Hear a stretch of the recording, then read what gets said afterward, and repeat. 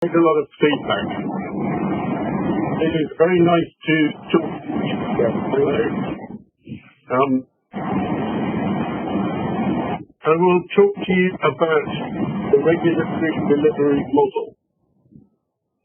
If we have the slide.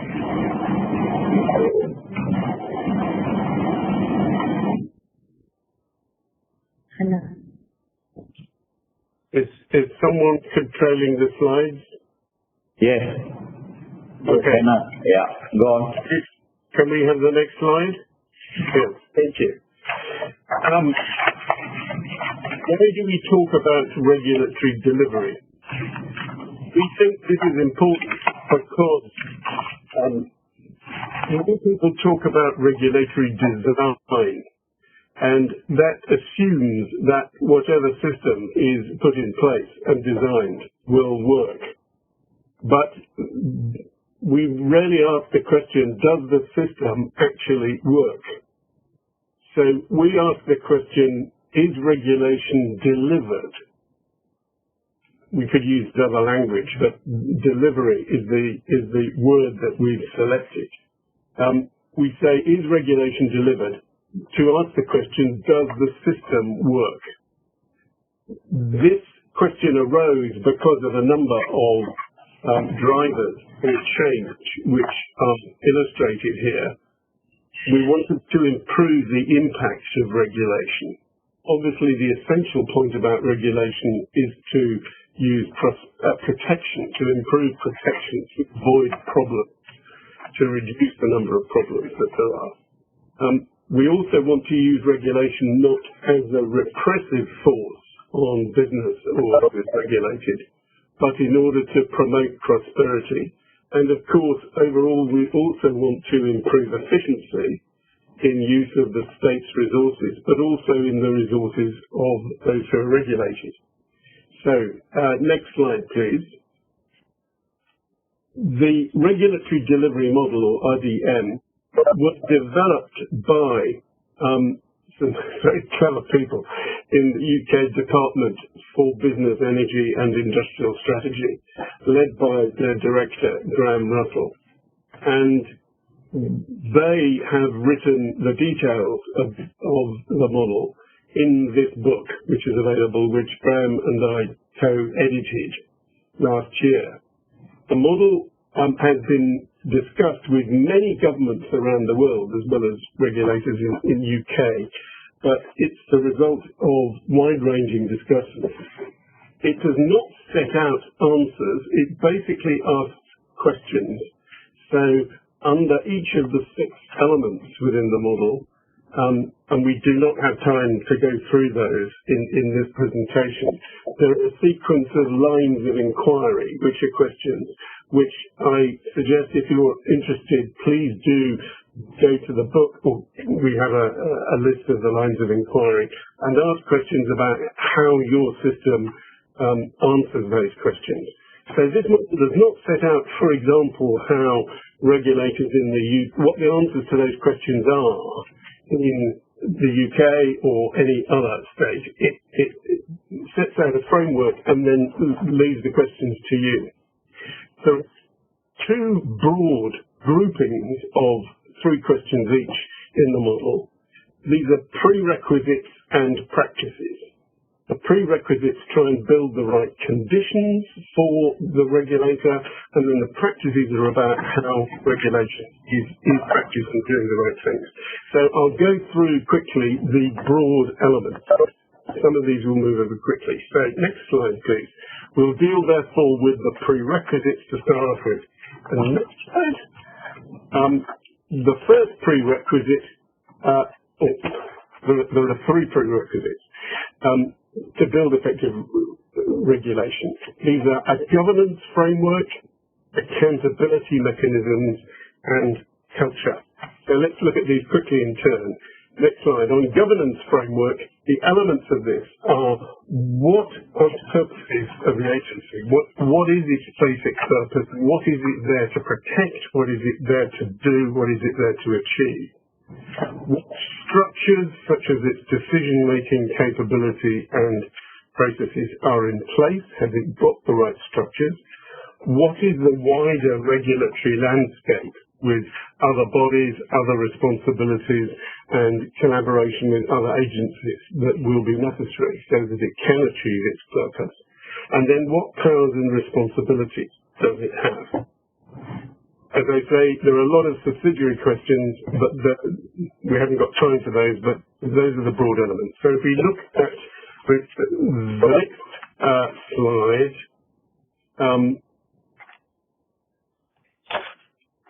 move to accountability, same sorts of questions arise. Here the questions are, what approach to transparency is achieved?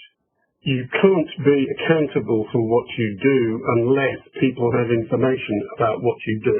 So what is it you intend to do and how do you do it is the transparency of that information. What mechanisms exist to allow the agency to be accountable, to tell people what it is doing and how it is operating and what results it's achieving, how successful it is being. In other words, to hold it to give an account. And then what exists in relation for building the capacity of those to whom they are, the capability of those to whom the agency is accountable in order to understand more about what the agency does rather than just making up comments as they go along. Next slide, please. This just illustrates very quickly the broad landscape of people involved. The agency is in the middle. It may be accountable to government. It is, in fact, contrary to what one might think, accountable to regulated entities, but it is definitely accountable to the beneficiaries on whose behalf it is trying to protect the regulated entities. So, or it's trying to protect the beneficiaries from the activities of the regulated entities. So this is an ecosystem within which there are relationships and consultations, etc., and sometimes money. Next slide, we have here an important statement. Frequently people say, what about capture of an agency? We believe that a regulator cannot regulate what it does not understand. You have to understand not only the technicalities of the subject matter, but also what it is that the beneficiaries, and in particular the regulated entities, are doing in order to apply regulation. How difficult is it for them? What challenges are they facing? So you can act sensibly in relation to achieving better regulation. So therefore, some engagement with the regulated entity and with beneficiaries is absolutely functionally essential. Next slide, please. The third prerequisite element is to do with the culture of the organisation. Does it have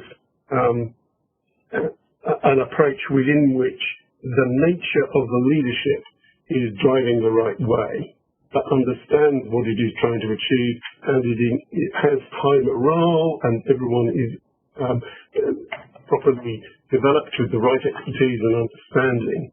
A lot of that goes down to leadership and also the values of the organisation and everyone in the organisation. Obviously, competency of the staff, technically and in human terms, is important. So those are the three prerequisites. Next slide, please. If we can just sort of illustrate that very quickly about sometimes regulatory rules are merely rules, and you end up with a tick box approach, and people don't think about what they are doing, and the regulated entities don't think about what they're doing. So there is, on this model, an equation between high and low professional competency on the vertical axis and more and less restrictive rules. Obviously, there are different approaches here, but there must be some sort of balance. So, Next slide, please. One can also illustrate that in relation to the dynamic of engagement between the parties. You'll notice in the three boxes within which we've got activities in the middle, this is not just checking compliance or enforcement. And we deliberately use different language. We say responding to non-compliance rather than in this slide, rather than enforcement. But in particular, the box on the left of that trio talks about supporting compliance. And this is a big change that's occurred in a number of countries in relation to the job of a regulator, not just enforcing, but actually helping regulated entities and beneficiaries to make the right decisions and actions and have the right cultures, so that compliance is supported, not just enforced. Next, please.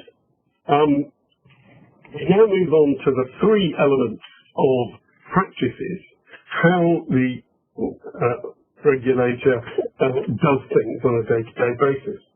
And next one, the first question we need to ask is, what is the agency trying to achieve?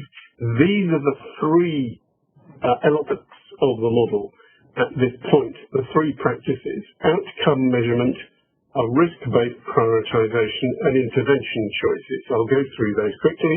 Next one. In outcome measurement, we look at identifying what the problems are, identifying what the outcomes are, identifying the agency's contribution to the outcomes resulting from its direct actions, and how one articulates this contribution internally and externally. Obviously, measurement of progress towards the right outcomes is important. Next one. In relation to outcomes, the question is, what are we trying to achieve? I won't spend time on this slide, but these are the broad elements of protection and prosperity, basically, that ultimately come down to quality of life. Next, this is quite important. In looking at outputs and measuring outputs, it is important not to stop at outputs. It is very easy to measure the number of inspections you do, the number of permits you issue, the number of fines or prosecutions. Those are simple outputs, but that is not enough. What we're really interested in are outcomes, and especially impacts of a regulatory body. So this slide in particular is worth coming back to look at subsequently to say, are we really thinking about the right outcomes? Are we engaging with business? Is business or the regulated entities really achieving the right outcomes and the right impacts, both in relation to protection and in relation to success of their businesses? Very important mindset here. Next one. We now move on to risk-based prioritization. The point here is that the regulator has limited resources, like everyone else. So the question is, where does it put its resources? One needs, therefore, to identify the specific risks that are faced and to assess them and to prioritize them. One can do that primarily through data, information, and intelligence. Have we got all the relevant data, information, and intelligence? How would we get more data, information, and intelligence? Where from? From beneficiaries, from regulated entities, from other people, other sources. So systems to do that, expanding those systems, are quite important. What approach to using risk are we adopting? Now, one could go into a lot of discussion at this point about, next slide, about what is risk and what is hazard, but I will move on. So if you go quickly through the next two slides, there are various matrices that are quite well known here about looking at levels of hazard and levels of risk. And the next one, shapes of regulatory risk. So there are tools that may be useful here. Moving on, the final element of the regulatory model talks about intervention choices. This is also, I think, a very important change because we used to talk just about enforcement. And what we're talking about here is trying to intervene in relation to high risks so that we achieve the right outcomes. Sometimes, if the regulated entity is cooperating and doing things itself, we do not need to intervene. But other than having a conversation, sometimes we might need to intervene in different ways. But this is not just about enforcement. There is a whole range of different approaches. So what are the range and shape of interventions that are available? How do we build compliance? These are some examples. So move on, please. So what use of sanctions will we adopt here? Okay, next one. So therefore, there are different parties in the regulatory landscape, and the interrelation between all these will be important in relation to building relationships and building interventions on a continuous process. So therefore, and this next slide, one goes back to the point I made earlier about one has to understand what it is the business is doing in relation to, is it aware of what it has to do? How does it interpret the requirements of what it has to do? Has it got them right? Has it got them wrong? Has it ignored some? Does it intend to comply or not? And why does it fail or succeed? Is it at one end of the spectrum criminal, or is it just trying to do other things and forgetting about certain parts, or simply incompetent? There's a whole range of motivations here which one should understand. What compliance measures has it put in place? Are they enough? Can they be improved? Is it monitoring? Are you monitoring the compliance measures? So this is a critical point. Looking at these factors on the next slide, one would want to understand why it is that non-compliance has occurred. Is it because of lack of awareness, lack of understanding, lack of attention, lack of motivation, criminality, or whatever? And the responses to all of those problems will be different, almost certainly. So therefore, we need the toolbox of the process. So next slide. This is just a recap. The 6 elements of the regulatory delivery model, 3 prerequisites, 3 practices that go together. And I've not been involved in designing this, but I think it is an absolutely brilliant matrix, and I commend it to you. It leads on to questions, basically, about how one operates and how one can improve. But one can see that it moves forward both between the regulated entities and the regulators themselves. Okay, that's it. So we have a few minutes for questions. I'll be very happy to try and answer. Thank you. Thank you very much, Professor. Thank you very much, Professor, for your good presentation, and I look at it. They are very practical in our business life as well. It is some form of a creative problem solving, isn't it? You know, where you surface the problem and then you find a method to handle, a tool to handle these issues and all that. So one of the areas that you have presented very well is the culture. Now, I would like to open up to the floor to those who are present today to ask you some questions. Anybody has any question for Professor? How's the weather in Oxford, by the way? Well, today it's very grey indeed, although it's supposed to be a heat wave in the next few days. Yeah, we have the same weather as Oxford today as well. I know. I live in Oxford for a while. Yeah. I hope you enjoyed it.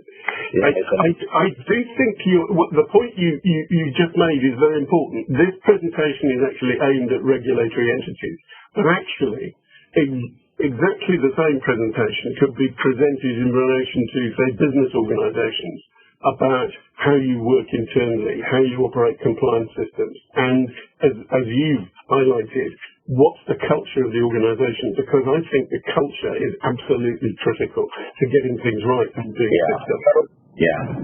Okay. Anybody has anything for Professor? If you have, please raise. While I maybe ask him a bit about culture. Now, our issues is normally that we have proper act, and when an act is enacted, it will follow with regulation to control whatever it is, right? So normally there is always a lapse. It takes a long time for a regulation to come about, all right? So in the absence of regulation, a lot of the things in between those period get a bit haywire.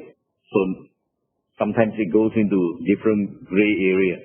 Now, imagine that we have it properly regulate, proper sets of regulation, right? Then the biggest issue that you have pointed out on slide number 10 is the culture part of it.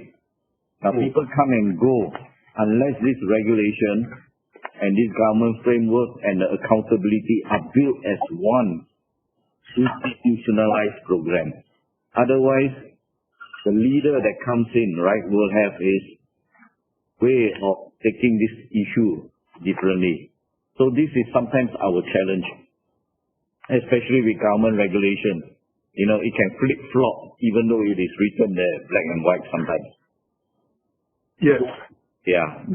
I think that that is one of the most difficult elements here. It is relatively straightforward to think about the technical aspects of a governance framework. And that is a complex sort of governmental type issue that one needs to think about. And to think about outcome measurements and risk benefits, etc. But the culture is complex, but it is increasingly being realized that that culture is critical. It takes time to get the right culture, both in a business and in a regulator. And they are part of ecosystems that are larger on both sides. But I'm convinced that this is the most powerful tool that we now have, and are very important to look at. So we have another concept which is called ethical business practice, which brings in sustainability goals and ESG and all the rest of it, and tries to do everything holistically. And then the relationship with the regulator will be ethical business regulation, in other words, doing the right thing, but having a relationship of trust between the two sides. That takes time. We're involved in a number of pilot studies around the world, literally around the world, Canada, Australia, Brazil. And this is a fairly early stage, but it is. I'm convinced that it is the real core of improving business and improving regulation. How do you address your slide number 7? Can customers hold regulatory bodies to account? It's interesting. I mean that regulation has been produced by the able government or the agencies, right? But then they are put customers can be let's say people like you and me who are not not government servant, but any man on the street, for example. It's so applicable also to the man on the street, right? How can we sue them? Hold them to account means can we sue them or take action against them or what? One would ask exactly the same question in relation to, for example, a consumer complaining about a company as anyone, especially a regulated entity or a citizen complaining about a regulatory or government authority. Do you have a complaint mechanism? Now, I would say that lawyers and courts and suing people are actually a very complicated and slow and expensive complaint mechanism. But do you have a simple complaint mechanism? Do you have an ombudsman system on top of that? In other words, an internal complaint mechanism, and then can you go to someone else? So some of the best systems we have moved away from courts and judges and are more informal and quicker. And one needs to look at ombudsman systems, so an independent person who can oversee. Ultimately, of course, for a regulator, one could complain to, say, the government or a parliamentary committee. So is there a procedure that allows that? But actually a complaint mechanism, if the regulator is listening and is good, it will respond. But there is also the question about, are there normal cooperations between companies and regulators? So that both sides could say to the other, look, you did this. Why did you do that? It would have been better if you did this. So that's just an informal discussion and a sensible relationship within which both sides can make points about the other. Thank you. Anybody has anything? Dr. Parik, I saw that you want to say something, Dr. Parik. No? I'm okay, thanks. You're okay, yeah? Yeah. So Professor, I see that here we don't talk about time frame, right? We don't talk about cost and time frame. We talk only about the processes as well, itself, right? Yeah. Now, in regulation at the moment, it is becoming standard for governments to undertake a regulatory impact assessment. That is a good thing, but I don't think it is enough. It looks at the costs and probable benefits of regulation, but it doesn't ask these questions, which are the delivery questions about does the system work. And I think that one needs to look at how the system works and to measure that, because if it's going to be effective, the costs will reduce and the effectiveness, the cost effectiveness will increase. So this is an important extra element in relation to just looking at cost. So you are looking at, first of all, if any regulation to be introduced, it must be a good have gone through a good regulatory practice of private partnership, public consultation, doing a regulatory impact assessment on it. And certainly, if it is existing regulation, we would like to see whether it is necessary, whether we can, if it is unnecessary, then we will remove it. All right. So if it is necessary, we either check on the most important thing is the transparency. Sometimes, you can argue for what you like, right? It's not transparent and people interpret this differently. So the governance side is very important, the way I look at it. Now the governance side, the accountability side can be there. We can actually institutionalize it. But at the end, it's the human nature that is the one that is, the leadership is the problem. If that leader is authoritarian, arrogant, refuse to abide by what actually has been done, because maybe it's not invented by him, it was an existing rule, and he or she doesn't take the trouble to go and amend this regulation, right? It will only be burdensome, that's all. Yes, a lot boils down to personalities and a wider understanding. So at the bottom of this is both expertise and personalities and culture. I can think of quite a few regulatory systems which are in place and provide a structure and provide support for public confidence. But actually, if they are working properly, there may be a very effective self-regulatory system under the regulatory system, which actually takes most of the operation, or companies just do it themselves. So therefore, the intervention and the checking by the regulator is relatively minimal, and that is a real success because it shows that the regulated entities are doing the right things themselves. So you can have light touch regulation, but you could still have the structure just in case anything comes wrong, in case you suddenly have criminals coming into the market, or a big disaster within which one needs public confidence. But just the fact that regulation is there doesn't necessarily mean to say that it is useless or you should take it away. It may have a function, but the objective under any regulatory system, I would say, is to have a relationship with the regulated entities when they are doing the right things and they're understanding what it is they have to do, what outcomes they have to achieve, and they are doing this voluntarily because they understand all that. And I see that most often where you have very good relationships and open discussions between all the various parties. What about self-regulation? Do you think that effective self-regulation is good?